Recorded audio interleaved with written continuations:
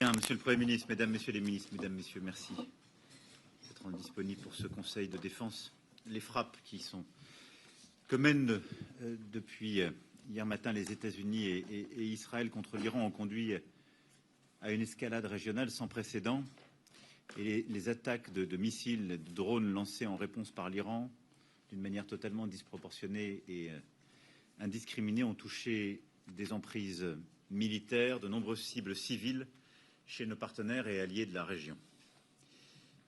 Dans ce contexte-là, notre priorité, je l'évoquais hier, c'est la sécurité de nos ressortissants, évidemment de nos emprises militaires, diplomatiques, des ressortissants qui vivent ou font séjour dans ces pays partenaires. Et je remercie les ministres et les équipes d'avoir avancé sur la base des instructions d'hier et nous ferons le point détaillé pays par pays de la situation, à la fois pour protéger et pour pouvoir rapatrier dès que les espaces aériens seront rouverts.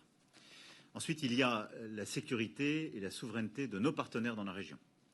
Les Émirats arabes unis sont très loin les plus touchés, les plus exposés. Le Qatar est aussi très ciblé.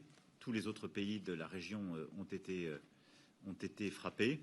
Nous avons aux Émirats arabes unis un hangar de notre base mitoyenne, de la base émirienne, qui a été touché dans une attaque de drone qui a ciblé le port d'Abu Dhabi.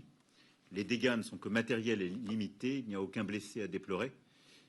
Mais tout cela nous conduit, là aussi, à rehausser notre posture et notre accompagnement défensif pour être aux côtés de ceux avec lesquels nous avons des traités de défense et pouvoir adapter la posture à l'évolution des dernières heures, que rien ne justifie et que nous ne laisserons pas passer.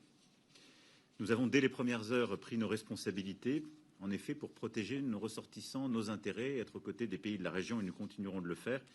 Et je souhaite que ce Conseil nous permette d'examiner l'ensemble des options, regarder aussi la cinétique des opérations et des frappes, l'évolution en Iran, l'évolution dans la région. Et enfin, nous ferons le point sur la situation nationale, les risques tels que nous les évaluons et évidemment les conséquences économiques de ce conflit. Je vous remercie beaucoup.